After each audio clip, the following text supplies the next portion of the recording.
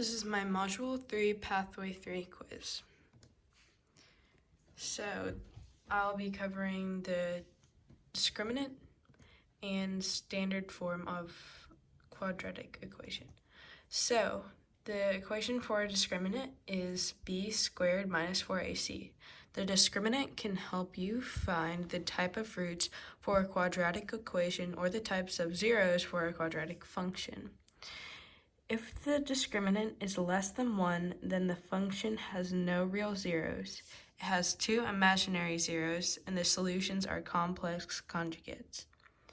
If the discriminant is equal to 0, then it will have one real zero and no imaginary zeros. Finally, if the discriminant is more than 0, then there will be two real zeros.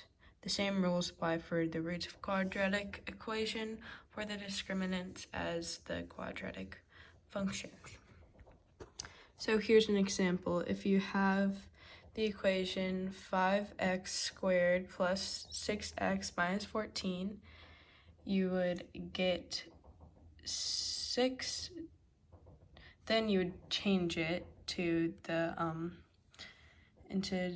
the discriminant equation, and you'd plug each of the numbers in, and you would get 6 squared minus 4 times 5 times negative 14, then 6 squared would be 36, and if you multiply all those numbers together, you get 280, and then you add those numbers together to get 316.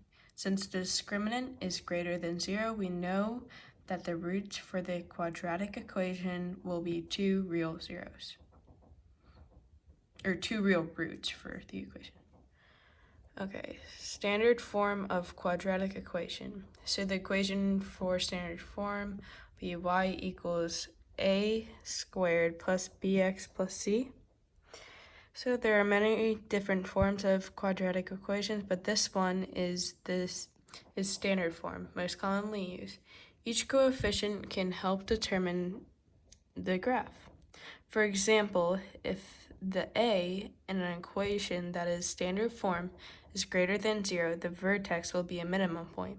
If the number is less than 0, then the vertex will be a maximum point.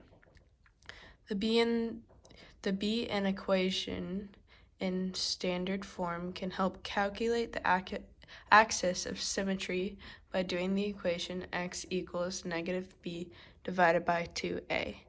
And lastly, the c in equations in standard form will be the value of the y-intercept.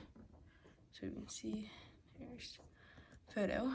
And so an example of a quadratic equation in standard form would be this. So here's the standard form, and if you plug all the numbers in, you would get this 5x squared plus 7x plus 12. So 5 would be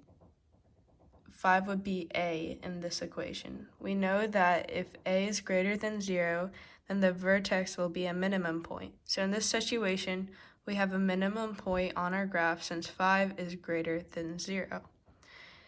B will be 7 in the equation. We could find the axis of symmetry, what the axis of symmetry is, by plugging our a and b numbers into this equation.